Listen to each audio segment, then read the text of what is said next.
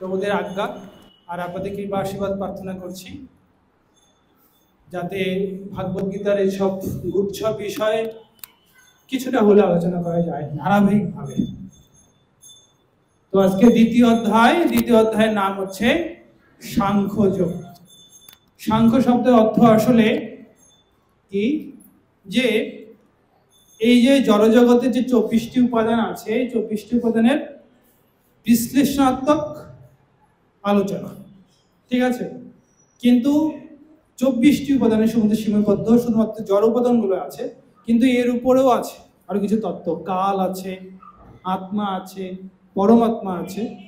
সে সমস্ত কিছুকে নিয়েই যে দর্শনকে আলোচনা করা হয় সেটা হচ্ছে মূল সাংখ্য দর্শন, ঠিক আছে, অর্থাৎ ভগবত সাংখ্য দর্শন। সেটাই এই অধ্যায়ের কিছু অংশে ব্যাখ্যা করা আছে। তো যদিও বাংলাতে আমরা এই গীতাতে শ্রীমদ্ ভাগবতকে যথাযথে কি দেখি, দ্বিতীয় অধ্যায়ের নাম সাংখ্যযোগ, কিন্তু ইংরেজিতে প্রভুপাদ এই অধ্যায়ের নাম দিয়েছেন contents of the Gita summarised. Contents of the Gita summarised অর্থাৎ যেখানে গীতার পুরো অংশটা সারাংশ করা হয়েছে, সেই সারাংশকৃত অধ্যায়ের মধ্যে যেসব বিষয়গুলো আলোচনা হচ্ছে সেটাই হচ্ছে এই অধ্যায়ের নাম সারাংশকৃত গীতার বিষয়সমূহ, যদি বাংলায় বলা যায়, ঠিক আছে। অর্থাৎ এই অধ্যায়ে আমরা পুরো গীতাতে কি আছে তার অল্প অল্প অল্প করে দেখতে পাবো, ঠিক আছে। এটাই বক্তার বৈশিষ্ট্য কি, তিনি আমরা পড়েছি না, আপনারা কি ভাব সম্প্রসারণ পড়েছেন? ভাব সম্প্রসারণ বা কোনো রচনার প্রথমে কি থাকে? ভূমিকা থাকে না? ভূমিকাতে কি লেখা থাকে? আসলে ভূমিকা শব্দের অর্থ কি? সেখানে আমি কি বিষয়ে লিখব সেই বিষয়টার একটা সম্যক একটা ধারণা প্রথমেই অল্প কথায় তুলে ধরা হয়, হ্যাঁ। আবার উপসংহার যায়, শেষের দিকে কি কি আলোচনা হয়েছে সেটাকে আবার দেখানো হয়, তাই তো? ভূমিকা, উপসংহার। ঠিক দ্বিতীয়টা হচ্ছে গীতার ভূমিকা স্বরূপ, যেখানে গীতার মধ্যে কি কি আলোচনা হবে তৃতীয় অধ্যায় থেকে একদম 17 অধ্যায় পর্যন্ত, সেটা একটা ছোটখাটো সারাংশ করা হয়েছে। আবার 18 অধ্যায়ে কি করা হবে, সেই গীতায় কি কি আলোচনা হয়ে গেছে সেগুলোকে আবার একটু পুনরাবৃত্তি করা হবে। তো সেই জন্যই প্রভুপাদ খুব চিন্তা করে এই অধ্যায়ের নাম দিয়েছেন ইংরেজিতে, সেটা হচ্ছে contents of the Gita summarised. তাহলে যদি আমি বলি যে এখানে সারাংশ, পুরো গীতার সারাংশ এখানে এই অধ্যায়ে পাওয়া যাবে, তাহলে কি আছে কি আসলেই? দেখা যাক। হ্যাঁ, দেখুন 11 থেকে 30 নম্বর শ্লোকের মধ্যে এখানে এই অধ্যায় মোট 72টা শ্লোক, ঠিক আছে। 72টা শ্লোকের মধ্যে প্রথম 10টা শ্লোকে হচ্ছে ওই অর্জুনের বিষাদ, তাই কিছু রয়ে যাবে ওই রেশটা।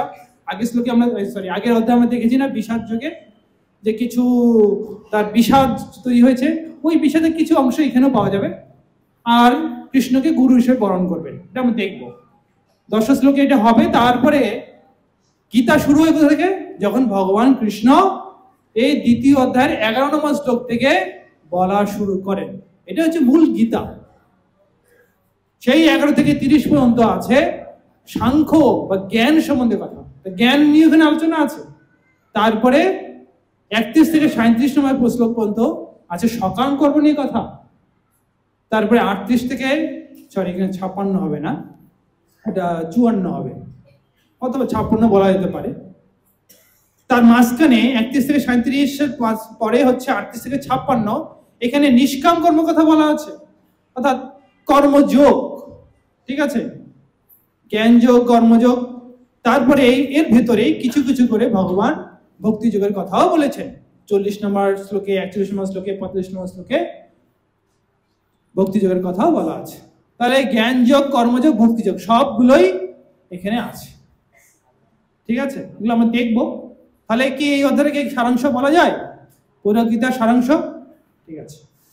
তো আমাদের এখন জানা দরকার যে প্রথম অধ্যায় যে হয়ে গেল বিষাদ যোগ, সেই অধ্যায়ের সাথে এই অধ্যায়ের সংযোগটা কোথায়? তো আমরা যেহেতু যখন কথা বলি তখন একটা বাক্যের পরে যে বাক্যটা বলি নিশ্চয়ই এই বাক্যের সাথে সংযুক্ত করেই পরে বাক্যটা বলি, তাই না? ভগবান শ্রীকৃষ্ণ তো ওই কুরুক্ষেত্রে যদি এইভাবে বলেনি, এই অর্জুন প্রথম অধ্যায় শেষ করলাম, তোমার বিষাদ যুগ শেষ করলাম, এখন দ্বিতীয় অধ্যায় শুরু করছি, এইভাবে কিন্তু তিনি বলেনি। তিনি ধারাবাহিক ভাবে বলে গেছেন। পরবর্তী আচার্যগণ এইগুলোকে অধ্যায় হিসেবে ভাগ করেছে। তাই যেহেতু ভগবান শ্রীকৃষ্ণ কথা বলে গেছেন বা অর্জুন মহাশয় কথা বলে গেছেন, তার মানে একটি বাক্যের সাথে পরের বাক্যের সংযোগ থাকতে হবে। তাই তো সেভাবে তো আমরা প্যারাগ্রাফ রচনা করি না, একটা বাক্যের সাথে পূর্ববর্তী বাক্যের সাথে পরবর্তী বাক্যের সংযোগ থাকতে হয়। ঠিক একই রকম ভাবে নিশ্চয়ই পূর্ববর্তী অধ্যায় যা কিছু হয়েছে, নিশ্চয়ই এই অধ্যায় যখন শুরু হচ্ছে একটা সংযোগ থাকতে হবে। উড়ে এসে তো জুড়ে বসা যাবে না, তাই না? তাই বলদেব বিদ্যাভূষণ পাদ আমাদের একজন মহান আচার্য, তিনি এটা সংযোগ করেছেন। কি সংযোগটা কি? যে লাস্ট আমরা কি দেখেছিলাম প্রথম অধ্যায়ে, যে অর্জুন মহাশয় বিষাদগ্রস্ত হয়ে তার তীর ধনুক ফেলে দিয়ে রথের মধ্যে বসে পড়ছেন, আমি যুদ্ধ করব না, এই বলে তিনি বসে গেছেন। তাহলে কি হবে? তাহলে যদি এটা হয়, তাহলে ওই যে দূর থেকে হস্তিনাপুরে কার কার যেন কথা হচ্ছে, সঞ্জয় মহাশয় আর ধৃতরাষ্ট্রের। তো ধৃতরাষ্ট্র উনি শুনলেন যে অর্জুন মহাশয় এভাবে রথের মধ্যে যুদ্ধ করবে না বলে বসে গেছে। তাহলে কেমন খুশিটা হওয়া দরকার তার? খুশিটা প্রচুর খুশি হয়েছে তার। কি এমন খুশি হয়েছে? এই তো রাজ্যটা আমার চলেই আসলো, আর এই যে রাজ্যের জন্য মারামারি আর করতে হবে না, আমার পুত্রেরা রাজ্য জয় করে চলে আসবে, কারণ যুদ্ধ হবে না, যুদ্ধ না হলে ওরা আপোষে মেনে নেবে, আমার রাজ্য এমনিতেই পেয়ে যাবো। ঠিক আছে, সেই ভাবনাটা তার মধ্যে এসেছে। কিন্তু সঞ্জয় এই ভাবনাটা বুঝতে পেরেছেন। ওই যে মুচি করে যে হাসতেছে ধৃতরাষ্ট্র, মুচকি হাসতেছে, এই হাসিটা দেখে বুঝতে পেরেছে যে ধৃতরাষ্ট্রের মধ্যে কি চলছে। তখন তিনি কি করলেন, না রাজা মশাই, আপনি মনে করিয়েন না যে যুদ্ধ শেষ। কে এসে সামনে? সারথী হিসেবে আছেন ভগবান শ্রীকৃষ্ণ, যিনি হচ্ছেন সকলের সংশয় দূর করার জন্য একেবারে একদম যথোপযুক্ত গুরু। সেই গুরু উপস্থিত এখানে আছে। তাই আপনি মনে করেন না আপনাদের রাজ্য এইভাবেই জয় হয়ে যাবে। ভগবান শ্রীকৃষ্ণ তাকে অনুপ্রাণিত করবেন, এই অর্জুন মহাশয়কে, এই বিষয়ে আপনি নিশ্চিত থাকুন। ঠিক আছে, এটা সঞ্জয় মহাশয় বলতে যাচ্ছেন। বলদেব বিদ্যাভূষণ পাদ এটাই বলেছেন। আরেকটি কথা আমরা দেখেছি গত অধ্যায়ে, যে কিছু যুক্তি তুলে ধরেছিলেন অর্জুন মহাশয়, না? যে পাপ হবে, হ্যাঁ, তারপরে নরকগামী হব, তারপরে বর্ণ সংকট তৈরি হবে, গতকালকে আলোচনা হয়েছিল। এগুলো সবগুলো আলোচনা ছিল ধর্মশাস্ত্র ভিত্তিক আলোচনা। ঠিক আছে, আমাদের বৈদিক মতে যে ধর্মশাস্ত্র এইসব কথা বলে। ধর্মশাস্ত্র কাকে বলে? ধর্মশাস্ত্র যথা হচ্ছে মনুসংহিতা, হ্যাঁ, এই ধরনের বিষয়গুলোকে বলা হয় ধর্মশাস্ত্র, যেখানে সাধারণ মূল্যবোধগুলো, নৈতিকতাগুলোকে বলা হয় ধর্মশাস্ত্র।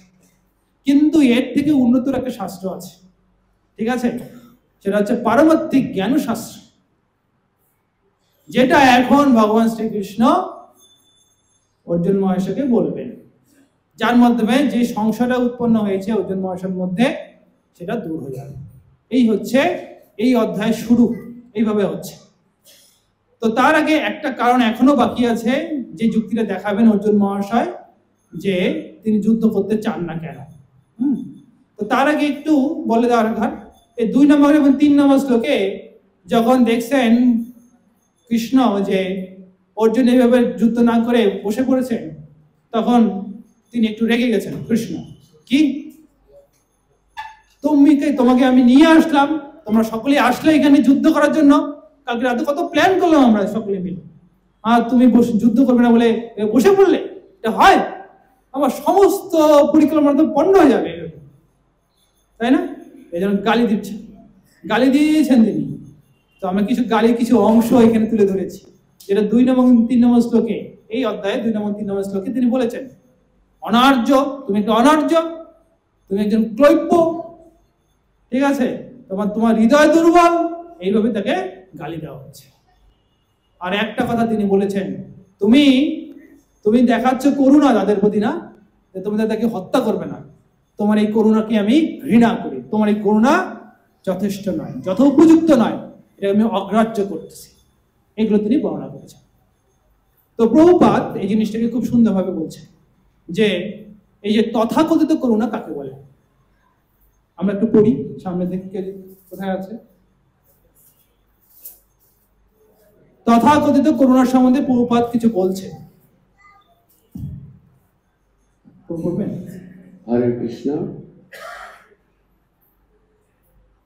তথাকথিত বিষয়ক শিলা প্রভুপাদের উক্তি, জাগতিক সুখ ও সুখের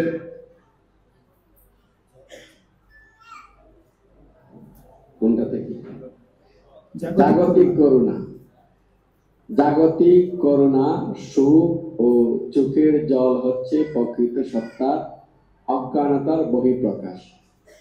শাশ্বত আত্মার জন্য করুণার অনুভব হচ্ছে আত্ম উপলব্ধি। উপমা, মানুষকে কিভাবে করুণা প্রদর্শন করতে হয় তা কেউই জানে না। যে মানুষ ডুবে যাচ্ছে তার পরনের কাপড়ের প্রতি করুণা প্রদর্শন করাটা নিতান্তই অর্থহীন। তেমনি যে মানুষ ভবসমুদ্রে পতিত হয়ে হাবুডুবু কাচ্ছে, তার বাহিরের আবরণ জড় দেহটিকে উদ্ধার করলে তাকে উদ্ধার করা হয় না। প্রভুপাদ তাৎপর্যের মধ্যে লিখছেন, এই যে আমাদের যদি আমরা হাবুডুবু খাই, ওই সময় যদি আমাদের পোশাককে ধরে কেউ টানাটানি করে, এটাকে উদ্ধার করতে হবে। তাহলে এটা কি হবে? জাগতিক করুণা। উদ্ধার করতে হতে আমাকে, আমার পোশাককে নয়, তাই না? এই জন্য ওইটা হচ্ছে অজ্ঞানতার বহিঃপ্রকাশ, প্রভুপাদ বলছেন।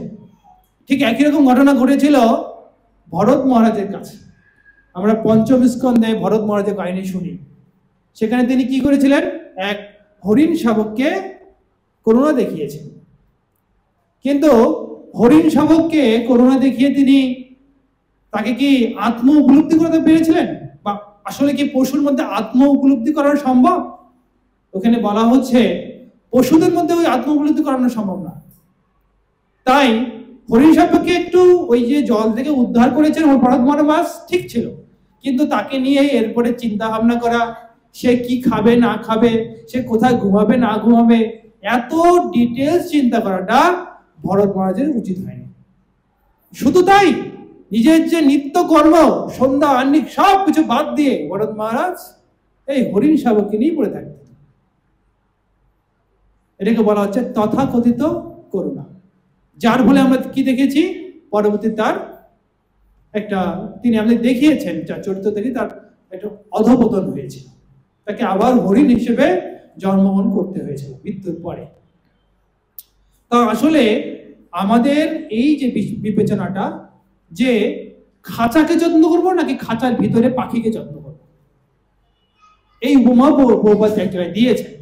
খাঁচাকে যত্ন করাটা উচিত নয় খাঁচার ভিতরে পাখির থেকে। অবশ্যই খাঁচার যত্ন করতে হবে, সেটা যতটুকু দরকার ততটুকু করা হবে, কিন্তু মূল যে বিষয়টা সেটা হচ্ছে কি, খাঁচার ভিতরে যে পাখিটা আছে, পাখি মরে গেল অথচ ভেতরে সেই জিনিসটাকে যত্ন না করে খাঁচাকে নিয়ে খুব যত্ন করতে চাইলে হবে? এটাই হচ্ছে তথাকথিত করুণা, যেটা অর্জুন মহাশয় করেছেন দেহের প্রতি, ওদের দেহের প্রতি করুণা দেখিয়েছেন, কিন্তু আত্মার প্রতি করুণা দেখাননি। এটাই পরবর্তীতে আসবে। তো 4 নম্বর থেকে 6 নম্বর শ্লোকে অর্জুন মহাশয় আরেকটি কারণ দেখিয়েছেন কেন তিনি যুদ্ধ করতে চান না। সেটা হচ্ছে সংশয় এসেছিল, তিনি কি করবেন, কি করা উচিত হবে না, সেই বিষয়ে তিনি বুঝতে পারছিলেন না।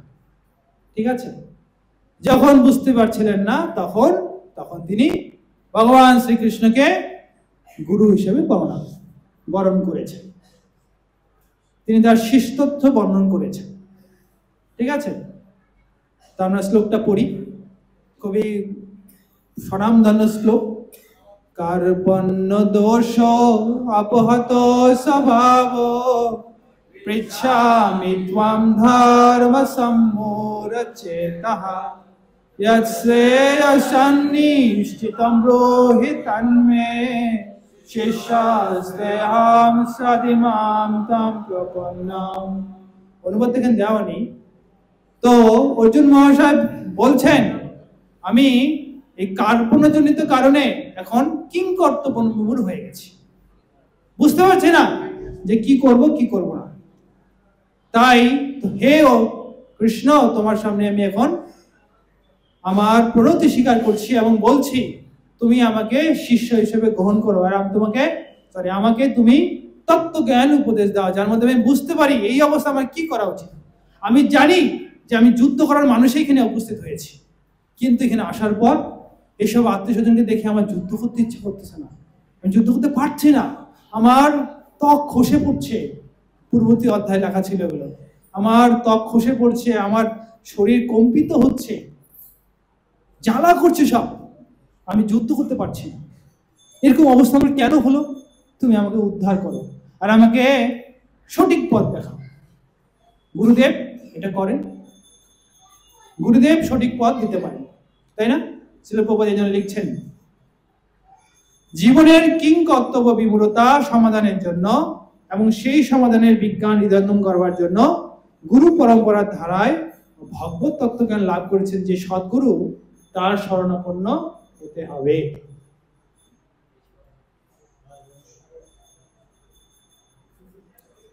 তাই তস্মাৎ গুরুম প্রপদ্যেত জিজ্ঞাসু শ্রেয়োত্তম, যে গুরুর কাছে প্রপত্তি স্বীকার করে তাকে জিজ্ঞাসা করতে হয়। কি জিজ্ঞাসা?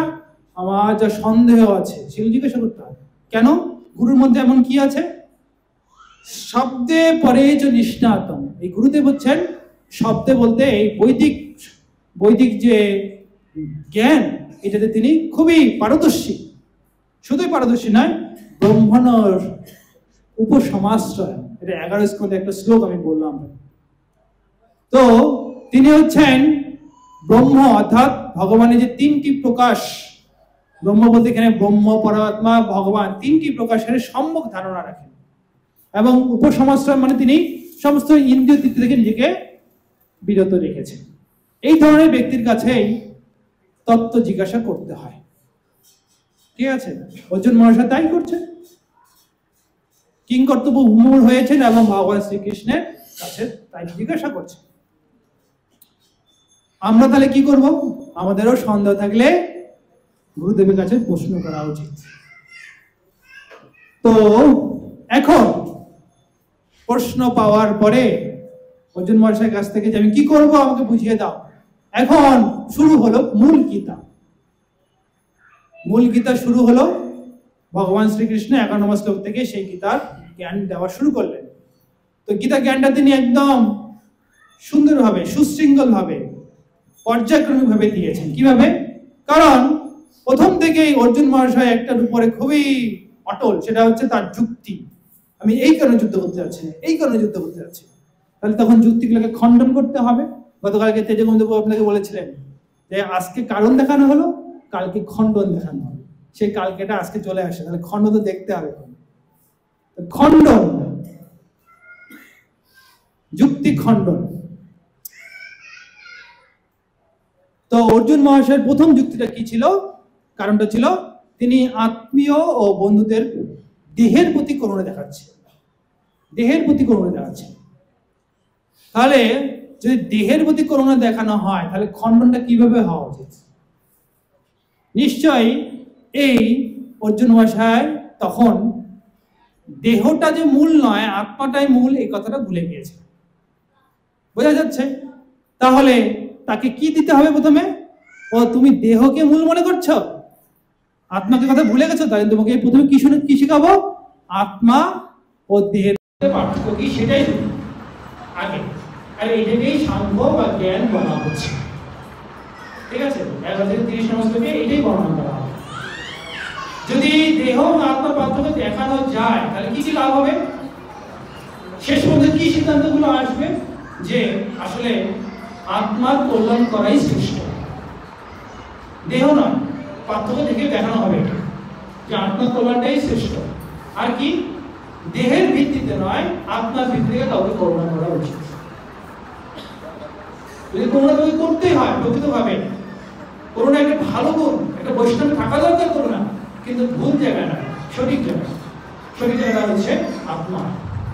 এইটার সিদ্ধান্ত আমরা পাবো। তো দেহ এবং আত্মার মধ্যে কিছু পার্থক্য দেখানো হয়েছে, আপনারা দেখতে পাচ্ছেন। আমরা দিকে যাব না, সবাই জানেন এসব বিষয়ে। না যায় দেবিয়তে বা কথা আছে না, দেহাস্মিন দেহাতে কৌমারং যৌবনং, সব কিছু আমরা জানি না, মাত্রা স্পর্শাস্ত করতে সব আমরা জানি। তো এইভাবে দেহ আত্মার কিছু পার্থক্য দেখানো হচ্ছে। সেটা সিদ্ধান্ত যেটা আসছে সেটা হচ্ছে অবদ্ধ আত্মার জন্য শোক বা করুণা করা উচিত। এটা সিদ্ধান্ত চলে আসছে, পার্থক্য দেখানো। যে আত্মা অবদ্ধ, যাকে কখনোই বধ করা যায় না, তার জন্য শোক করা যাবে না। ঠিক আছে, কোনো শোক করা যাবে না। এখন শ্রী প্রভুপাদ একটা কথা বলবেন, যদি আমাদের এই সাংখ্য বা জ্ঞানকে সঠিকভাবে উপলব্ধি করতে হয় তাহলে কি করতে হবে, ব্যবহারিকভাবে যদি কিভাবে আমরা প্রয়োগ করতে পারি নিজের জীবনে, কেউ বলবেন শ্রী প্রভুপাদের সেই মনোভাবটা?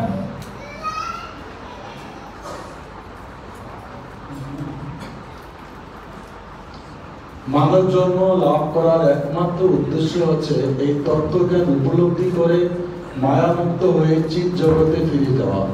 এই তত্ত্বজ্ঞান লাভ করার সবচেয়ে সহজ উপায় হচ্ছে অন্যান্য মতবাদের দ্বারা বিপদগামী না হয়ে মহত্তম প্রবক্তা ভগবান শ্রীকৃষ্ণের মুখ নিঃসৃত ভগবদ গীতার বাণীর যথাযথ মর্ম উপলব্ধি করা এবং তার শিক্ষা অনুযায়ী জীবনযাপন করা। তাহলে কার কাছ থেকে করতে হবে? এই ধরনের জ্ঞান নিতে হবে কার কাছ থেকে? যারা হচ্ছেন এই তত্ত্বটা যারা পারদর্শী। শুধুমাত্র নিয়ে গিয়ে শেষ করতে হবে, উপলব্ধি করতে হবে এবং জীবনযাপনটাও সেইভাবে চালাতে হবে। গতকালকে আমরা দেখেছিলাম বলছিলেন কি এটা হচ্ছে গীতা হচ্ছে জীবনের সংবিধান বলেছিলেন না? সংবিধান যদি হয়, আমাদের বাংলাদেশের সংবিধান যেভাবে আমরা মান্য করি না, এটা করা যাবে না, এটা করতে হবে, এই অবস্থা এটা করা উচিত, মান্য করি না আমরা? না করলে কি হবে? জেলে পুরাবে, জেলে ঢোকানো হবে কিনা, ওই ভয় অথবা করি। ঠিক একই রকম ভাবে এই দেহটা যখন আমরা পেয়েছি, কিছু তো ম্যানুয়াল, কিছু সংবিধান তো অবশ্যই পালন করতে হবে। সেটাই কিভাবে কিভাবে যখন আমরা কোনো সদ্গুরুর কাছ থেকে কোনো তত্ত্বজ্ঞান পাবো সেই হিসাবে। তবে এখানে একটা ঘটনা ঘটে গেছে। যদি বলা হয় যে আত্মার বিনাশ হয় না, আত্মা হচ্ছে অবদ্ধ, আত্মা মরে না, তাহলে আমরা সকলেই হচ্ছে আত্মা, আমরা দেহ নই। তাহলে যদি আমি একজনকে মারি, খুন করি, তাহলে তো কোনো শাস্তি হওয়ার কথা নয়। হ্যাঁ, কেউ যদি কাকে খুন করলাম, খুন তার দেহটাকে নষ্ট করলাম, আমাকে পুলিশ ধরে নিয়ে গেল, আদালতে আমি বিচারের সামনে আমি বসে দাঁড়ালাম, আসামি কাট করে দাঁড়িয়ে আমি বলতেছি, জজ সাহেব আপনি কিছুই জানেন না, আপনার গীতার জ্ঞান নাই তো, তাই আপনি আমাকে এখন এখানে আসামি কাট করে বলতে চাইছেন। আপনি জানেন গীতাতে বলা হয়েছে যে আপনার মৃত্যু নেই, তাই অমুক ব্যক্তিকে যে আমি মেরেছি উনি মরেননি তো, উনি বেঁচে আছেন, আত্মা মরেনি, সে তো আত্মা ছিল, তো মরেনি। আমাকে কেন কেন নিয়ে এসেছেন? আমরা সকলেই ভুল করেছি, এটা হবে? এই জন্য বাবা দিচ্ছেন সমাধানটা। কখন এইভাবে হত্যা করার বিধান শাস্ত্রে দেওয়া আছে। জয় রাধা গোবিন্দ প্রভুপাদ বলছেন এইসব প্রশ্রয় দেওয়া যাবে না, মানে এইভাবে ইচ্ছে মতো হিংসার আশ্রয় নেওয়াটা প্রশ্রয় দেওয়া যাবে না। শুধু যুদ্ধের সময় হিংসার আশ্রয় নেওয়াতে কোনো অন্যায় নেই। এর পর্যন্ত অবশ্যই আমাদের খেয়াল কোষে অনুযায়ী বিবেচিত হয় না, তা হয় ভগবানের বিধান অনুসারে। কখন হত্যা করা যাবে, কখন হত্যা করা যাবে না, সেটা ভগবানের বিধান আছে। যখন কাউকে উদ্ধার করার জন্য, কাউকে শাস্তি দেওয়ার জন্য, নিজের প্রাণ রক্ষার জন্য হত্যা করার বিধান আছে, ঠিক আছে? তো এই জন্য শাস্ত্রের বিধান অনুসারে হত্যা করা হবে, যদিও বলা আছে আপনার মৃত্যু নেই, ঠিক আছে? এখন পরবর্তী পরামর্শে আমরা চলে যাই। তাহলে আমরা দেহ এবং আত্মা যে জ্ঞান এই ভিত্তিতে আমরা জানতে পারলাম যে যে অর্জুন মহাশয়ের যে করুণা দেহের প্রতি ছিল সেটা ভুল ছিল, মূলত করুণা করতে হবে আত্মা। এইভাবে খণ্ডিত হলো। এরপরে যে আরেকটি কারণ তিনি দেখিয়েছিলেন যে অর্জুন মহাশয় বলতেছিলেন যে তিনি যে জয়ীও হন তাহলে তিনি রাজ্য সুখ ভোগ করতে পারবেন না। দেহান্তিকা বুদ্ধি ছিল এটা। মানে কি কেন হলো? কালকে তেজবন্ধু বলছিলেন আরে সুখ ভোগ করতে হয় কি করে? কালকে যদি আমার এই সুখটা দেখাতে না পারি, কালকে জানি শাড়ির কথা বলছে, বেনারসি শাড়ি, বেনারসি শাড়িটা কিনেছি যে কালকে দেখাতে না পারি, তাহলে সুখটা কোথায়? বেনারসি বেনারসি শাড়ি পরে যদি ঘরে মধ্যে বসে থাকি লাভ আছে? কে আমাকে প্রশংসা করবে? ঠিক একই কথা, অর্জুন মহাশয় যদি রাজ্য পান কিন্তু কাদের দেখাবেন? এই দেখো আমি রাজ্য বসেছি, রাজ্য পেয়েছি, রাজ্য সিংহাসনে বসেছি, এটা দেখাবেন কাকে?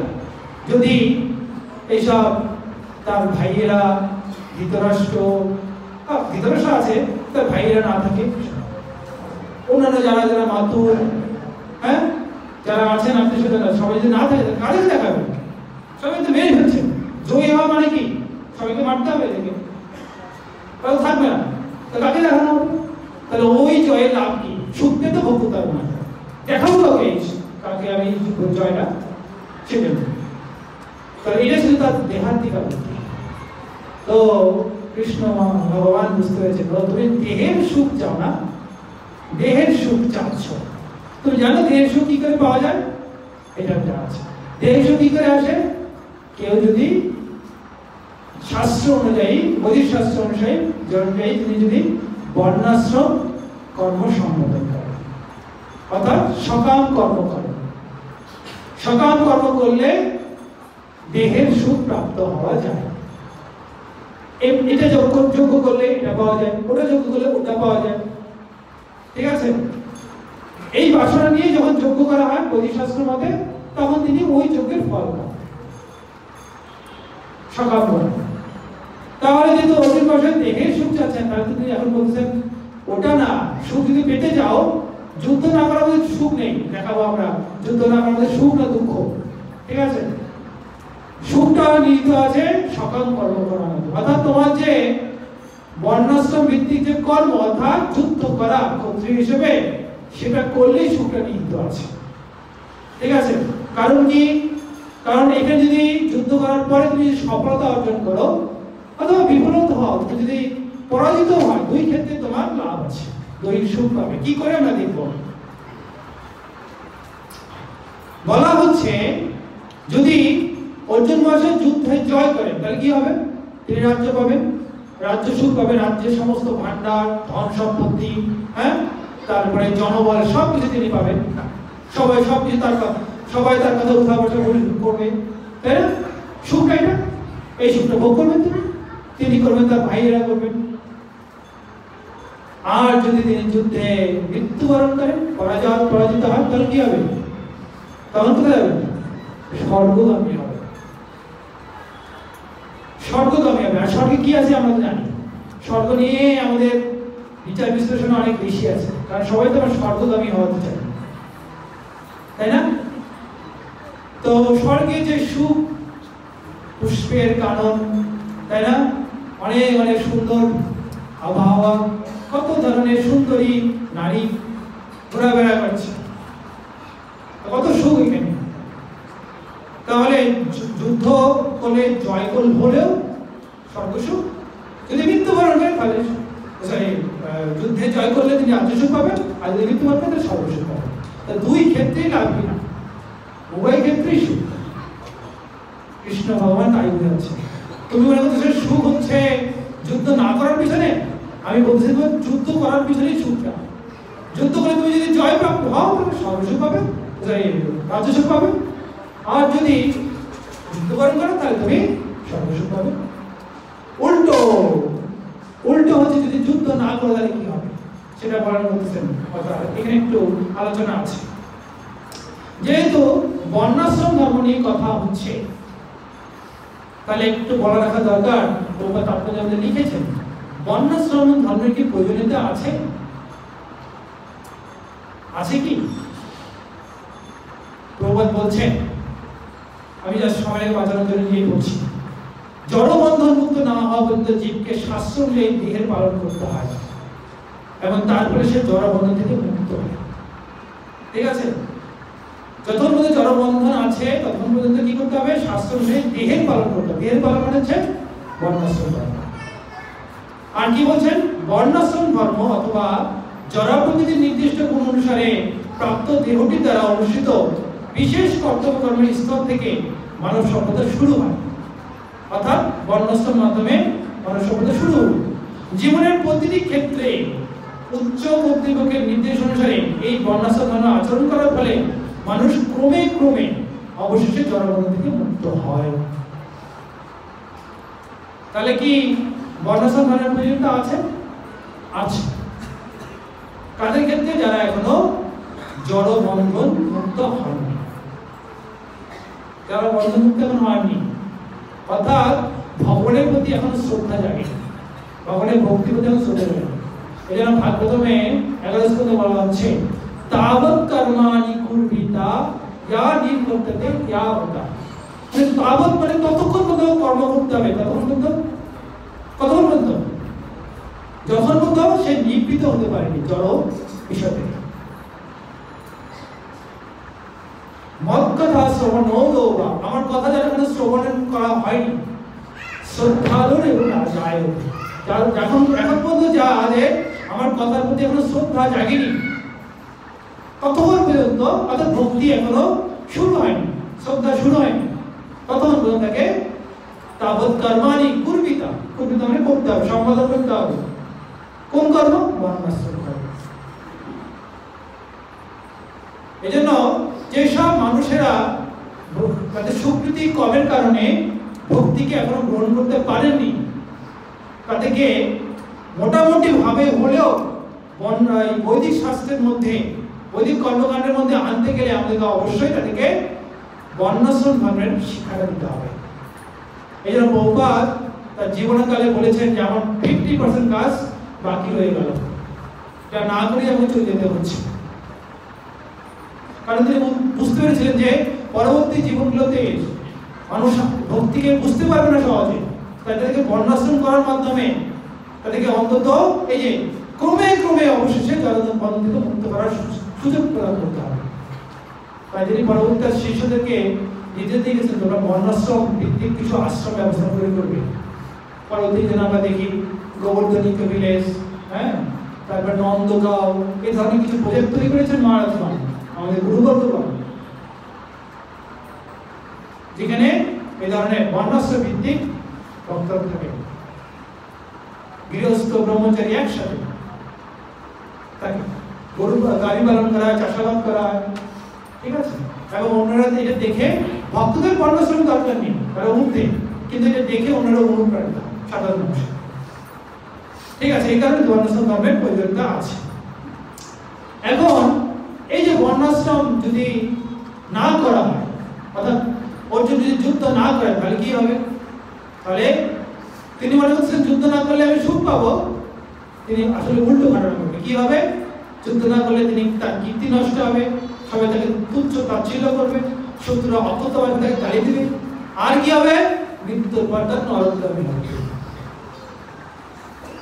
তাহলে তিনি যে যুদ্ধ না করে পলায়ন করে যদি থাকেন ঘরের কোনায়, হ্যাঁ, আমি ভিক্ষা করে থাকবো বলেছেন অর্জুন মহাশয়, তুমি ভিক্ষা করো, অন্তত তোমরা যুদ্ধ করো, করো ভিক্ষা করো, ভিক্ষা করে থাকলে ইহকালে তুমি বেঁচে থাকবে, ঠিক আছে, বেঁচে থাকবা, কিন্তু কি হবে?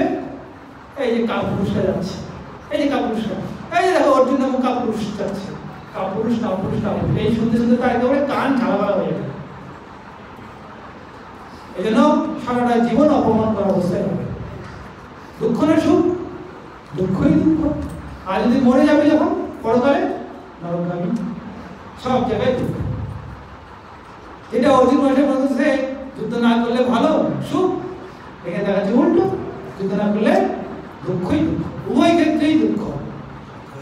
এইভাবে এই যুদ্ধটা খণ্ডন হবে। তাহলে তুমি কি করবা? যুদ্ধ করবা না, এটা সিদ্ধান্ত ঠিক নয়, যুদ্ধ করো, অর্থাৎ তোমার যে বর্ণাশ্রম ধর্ম সেটা তুমি পালন করো, যুদ্ধ করো। খণ্ডিত হলো।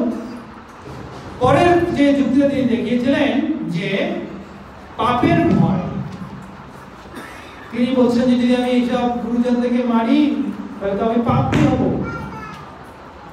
আমি নরকগামী হব, আমি পাপ আমার মধ্যে আবৃত করে ফেললাম, পাপের ভয়। তাহলে এখন পরের সিদ্ধান্ত, এটা খণ্ডন করা যায় কি করে? পাপ পুণ্য কখন তৈরি হয় এটাকে জানতে হবে। পাপ পুণ্য কখন তৈরি হয়? যখন কেউ কর্ম করে কিন্তু কর্মফলের আশা নিয়ে, বাসনাযুক্ত যখন কেউ কর্ম করে, কর্মফলে বাসনা নিয়ে যদি কর্ম করে, তাহলে তখন সে কর্মফলের যে পরিণতি সেটা সে ভোগ করে, সেটা হোক পুণ্য, সেটা হোক। তাহলে কেউ যদি পাপ থেকে মুক্ত হতে চায় তাহলে কি করতে হবে? যুদ্ধ না করা না, যুদ্ধ করতে হবে কিন্তু কর্মফল রহিত হয়ে।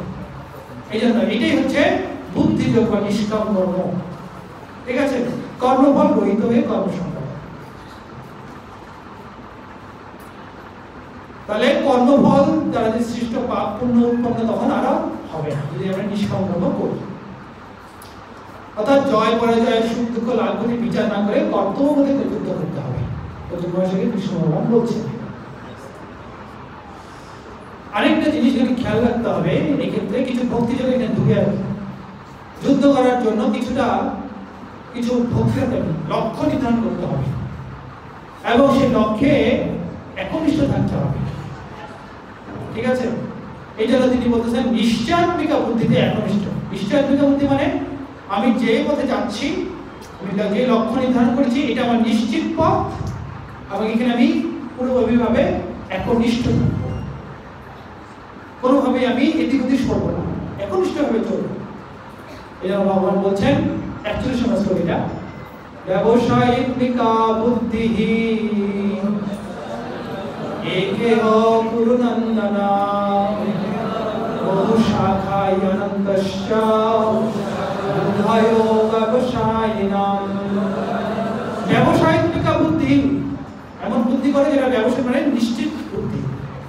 এই কুরুনন্দন তুমি নিশ্চিতভাবে বুদ্ধিতে একনিষ্ঠ হও। আর কি হও না? বহু শাখায় অনন্তস্য, তুমি বিভিন্ন শাখায় ঘুরে ফিরো না, অনেক শাখাকে নিও না, বহু মতকে তুমি নিও না, একটা মত না, একভাবে একদিকে চলো। বহু শাখায় অনন্ত, সেটা অনন্ত যে শাখাগুলো আছে এগুলো তুমি গ্রহণ করিও না, কারণ এগুলো হচ্ছে অব্যবসায়িকা, এগুলো এক নিশ্চিত বুদ্ধি নয়। যেমন বানর এই ডালে খাবার পেল না, ওই ডালে খাবার পেল না, ওই ডালে খালি লাফালাফি করে, সারা জীবন তার লাফালাফি করতে যায়। ঠিক তুমি বানরের মতো হইও না, একদিকে থাকো এবং সেদিকে একনিষ্ঠভাবে থাকো, তাহলে তুমি নিশ্চিতভাবে লক্ষ্যে পৌঁছাবে। অর্থাৎ তুমি যে বললাম যে কর্মফল রহিত হয়ে তুমি কর্ম করো, এটা তুমি মনে করে এটা নিশ্চিত পথ, এটা তো নিশ্চিত তোমার সঠিক পথ, এই পথে তুমি, ঠিক আছে? কিন্তু সমস্যা দেখা দিল যে তুমি তো আমাকে নিষ্কাম কর্ম করতে বলতেছো, কিন্তু কিভাবে করতে হয় কিভাবে, কথা তো তুমি আমাকে বলবে, তাই না? যখন আমরা ভক্তি থেকে এসেছি, প্রভু ভক্তি কিভাবে করতে হয়, কিভাবে জপ করতে হয়, কিভাবে ভোগ লাগাতে হয়, কিভাবে এটা ওটা সেটা, এই জন্য কত বই রচনা হয়েছে, নাম অর্থ পরিচয়, হ্যাঁ, কিভাবে ভোগ আরতি গাইব, কিভাবে খালি কিভাবে। ঠিক একই রকম ভাবে যখন কৃষ্ণ ভগবান বললেন যে নিষ্কাম কর্ম করো, ঠিক আছে, তাহলে নিষ্কাম কর্ম করবো কি করে, সেটা হচ্ছে বলতেছেন নিষ্কাম কর্ম করার উপায় করে। কর্ম করার তোমার অধিকার আছে, কিন্তু কর্মফলে লাভের তোমার অধিকার, এই মনোভাব তোমাকে রাখতে হবে। আর কি সমস্যা এখানে দেখা দেবে, আমি একটু আলোচনা করবো। যেহেতু কর্মফল যদি তুমি পাবো না, তাহলে কি কর্ম করার দরকার আছে? কর্ম না করতে হয়, এই জন্য তাই বলেছে। তাই আবার কর্ম করা থেকে বিরত থাকা যাবে না, যেহেতু কর্মফল পাচ্ছি না, তাহলে কর্ম করবো কেন? কি লাভ প্রভু, ওখানে যাবো কি লাভ, কত পাবো বলুন? এটা তো মনে মনে আসে, ওরকম থাকা যাবে না। তারপরে কি কর্মের সিদ্ধি, যেটা সফলতা ও অসিদ্ধি, যেটা বিফলতা পরিত্যাগ করতে হবে। মানে আমি সফল হবো না বিফল হবে এই বিষয়ে চিন্তা করবো না। আরেকটাই কাজ করতে হবে, সকাম কর্ম পরিত্যাগ করতে হবে। সকাম কর্ম মানে হচ্ছে কর্ম ফল বাসনাযুক্ত যে কর্ম হয়, এই ধরনের কর্মকে বাদ দিতে হবে। ঠিক আছে, এই ধরনের কর্মগুলোকে বাদ দিতে হবে। তো এই যে বিষয়টাকে যে কর্ম করব আবার কর্মফল ত্যাগ করব, এই সময় যে আমাদের সমস্যাটা হয়, এটাকে একটা পেন্ডুলিয়ামের সাথে তুলনা করা হয়েছে। এই বিষয়টাকে একটু আলোচনা করা হচ্ছে। তো পেন্ডুলিয়াম চিনেন কিনা? আগে একটা ঘড়ি ছিল না এক ধরনের, ঘড়িটা উপরে আর নিচে একটা এই জায়গাটা, হ্যাঁ, এটাকে বলে পেন্ডুলিয়াম। যতক্ষণ পর্যন্ত এটা এইভাবে চলছে তার মানে ঘড়ি চলছে। তো যখন এই পেন্ডুলিয়ামটা এইখানে থাকে তখন কিন্তু সেই স্থির না, স্থির তাকে নিচে পড়তে হবে। হ্যাঁ, এটা একটু উপরে অবস্থা, তখন নিচে আপনার থেকে নিচে পড়ে যাবে। আবার যখন এই প্রান্তে আসলো আবার সে কিন্তু স্থির না, আবার সে নিচে পড়ে যাবে। অর্থাৎ এই দুই পজিশন কিন্তু স্থির নয়। কিন্তু যদি কোনো কারণে এটাকে পড়ে গেল, মাঝখানে এসে পড়ে গেল, এখান থেকে এসে মাঝখানে থাকবে, এই জায়গাটা কিন্তু তিনি স্থির, ওই বস্তুটা স্থির থাকতে পারবে না। বুঝতে পারছেন? এই অবস্থায় স্থির নাই, এই অবস্থায় স্থির নাই, কিন্তু যদি যখন মাঝখানে থাকবে ওই সময় স্থির সে থাকতে পারবে। ঠিক একই রকম ভাবে আমাদের এই নিষ্কাম কর্ম করার সময় দুটো বিষয় স্থির থাকা যাবে না। সেটা কি? যখন পেন্ডুলামটা এখানে থাকবে আর যখন পেন্ডুলামটা এখানে থাকবে। অর্থাৎ এই পেন্ডুলাম এখানে থাকা মানে হচ্ছে একটা হচ্ছে কর্মফল বাসনা করে কর্ম করা, এই অবস্থাতে থাকা যাবে না স্থির। আবার কর্ম থেকে বিরত হওয়া, এটা করা যাবে না। দুটা বিপরীতমুখী, দুই বিপরীতমুখী অবস্থাতে আমাকে স্থির থাকা যাবে না। তাহলে কোথায় স্থির হবো? নিচে। সেটা কোথায়? কর্মফল ত্যাগ করে কর্ম করা, ওই জায়গায় স্থির থাকতে হবে। এটাকে বলা হয় নিষ্কাম কর্ম। বোঝা যাচ্ছে না? এখানে তো স্থির থাকতে বলছে নাউজুল মশাইকে, নিষ্কাম কর্ম করো, অর্থাৎ কর্মফল ত্যাগ করে কর্ম করো, স্থির থাকো। নিশ্চয় বুদ্ধি, স্থির থাকো, নিশ্চিত থাকো, এখন নিষ্ঠা হয়ে থাকো, মন বিচলিত করিও না, এদিকে যে বিচলিত করে না, এখানে বিচলিত করিও না, স্থির থাকতে পারবে না। কোথায়? মাঝখানে থাকো, আর স্থির থাকতে হবে, অবিচল থাকতে হবে। ঠিক আছে, এটা হচ্ছে নিষ্কাম কর্মের পন্থা। লাভ কি এটাতে করে? লাভ কি হবে আমার? লাভ হচ্ছে পাপ পুণ্য উভয় থেকে আমি মুক্ত হতে পারবো। আর কি হবো? জন্মমৃত্যু যে বন্ধন, কেন? কর্মফল থাকলে জন্মমৃত্যু আসে না? যদি পুণ্য থাকে সেই পুণ্য ভোগ করার জন্য এই মর্তলোকে আসতে হয়, পাপ থাকলে আবার কোন একটা শরীর ধারণ করে আসতে থাকতে হয় কর্মভোগ করার পরে, তাই না? অর্থাৎ জন্মমৃত্যু যে কারণ সেটা হচ্ছে কর্মফল ভোগের বাসনা। যদি আমি কর্মফল ভোগের বাসনা ত্যাগ করে দিই তাহলে আমাকে আর জন্মমৃত্যুর বন্ধন থেকে জন্মমৃত্যুর বন্ধনা তখন থাকবে না। তারপরে অভ্যাসের মাধ্যমে সম্পূর্ণভাবে নিরপেক্ষ আমি হয়ে যাবে। কারণ আমি যখন দেখতেছি লাভ ক্ষতি না দরকার নেই, জয় পরে যেসব চিন্তা নেই, তাহলে আমার কাকে উপকার করলে ভালো হবে, কাকে উপকার করলে ভালো হবে না, এই যে বিষয়গুলো চিন্তা ভাবনা আসতেছে, তখন কিন্তু যখন চিন্তা ভাবনা আসে তখন নিরপেক্ষ থাকা যায় না। যায় কে আমার নিজের লোক, কে আমার নিজের লোক নয়, তাই না? যার কাছ থেকে আমি সুখ পাবো, কার কাছ থেকে একটু ভালো হবে, কার কাছ থেকে ক্ষতি হবে, তখন কিন্তু আমাদের নিরপেক্ষ থাকা সম্ভব নয়। কিন্তু যখন সেই ব্যক্তিটা এই ক্ষতি বা লাভ এসব পিছনে কোনো চিন্তা নেই তার, তখন সে সহজভাবে নিরপেক্ষ হতে পারে। হ্যাঁ, এই জন্য ফুটবল খেলার রেফারি, ক্রিকেট খেলার সেই আম্পায়ার কাকে নেওয়া হয়? মনে করেন ইন্ডিয়া অস্ট্রেলিয়া খেলা হচ্ছে, কাকে নেওয়া হবে? ইন্ডিয়া থেকে কাউকে আম্পায়ারকে নেওয়া হবে? অস্ট্রেলিয়া কাউকে আম্পায়ারকে নেওয়া হবে না, মাঝখানে অন্য কোনো দেশের আম্পায়ারকে নেওয়া হবে, যাতে কোনো সেই আম্পায়ারটা কোনো তার নিজের দেশের প্রতি কোনো ধরনের পক্ষপাতিত্ব না করে, নিরপেক্ষ রাখতে হয়। সেজন্য ইন্ডিয়া জিতলে কি ওই আম্পায়ার কাছে, ইন্ডিয়া জিতলে কি অস্ট্রেলিয়া জিতলে কি, এই মনোভাব রাখতে পারলে সে নিরপেক্ষ আম্পায়ার হতে পারে। তারপরে কি আত্ম উপলব্ধির সমাজে স্থির হয়ে ভক্তিকে অগ্রসর, অর্থাৎ এটাই ভক্তি আসবে। যখন আত্ম উপলব্ধি আসবে যে না এসব দেহাত্মিকা বুদ্ধি থাকা, এমনিতে যে জয় পরাজয় ভাবনা, এটা ঠিক না, আত্মা চিন্তা করতে হবে, আস্তে আস্তে যখন ভক্তিও আসবে। এখন এখানে যখন কৃষ্ণ ভগবান শেষে এই যে সমাধিতে স্থির থাকার কথা বলেছেন, আত্ম উপলব্ধিতে সমাধি থাকা স্থির কথা বলেছেন, তখন অর্জুন মহাশয়ের একটা প্রশ্ন চলে এসেছে। এখানে একটা সংযোগ দেখানো হয়েছে যে হে কৃষ্ণ, তুমি আমাকে বললে যে যারা আত্ম উপলব্ধি তাদের থাকে তাদের সমাধিতে তারা উপস্থিত হয়, অর্থাৎ তারা একদম তারা কি একটু নিরপেক্ষ হয়ে যায়, কোনো রকম সুখ দুঃখ লাভ করতে তাদের বিবেচনা আসে না। আচ্ছা, তুমি যে এই ধরনের যোগীর কথা বললে, অর্থাৎ তার মানে হচ্ছে তারা স্থিতপ্রজ্ঞ ব্যক্তি, এই ধরনের ব্যক্তিদের বৈশিষ্ট্য কি কি, কি করে বুঝবো যে ইনি স্থিতপ্রজ্ঞ ব্যক্তি, ইনি নয়? গুরুত্বপূর্ণ প্রশ্ন।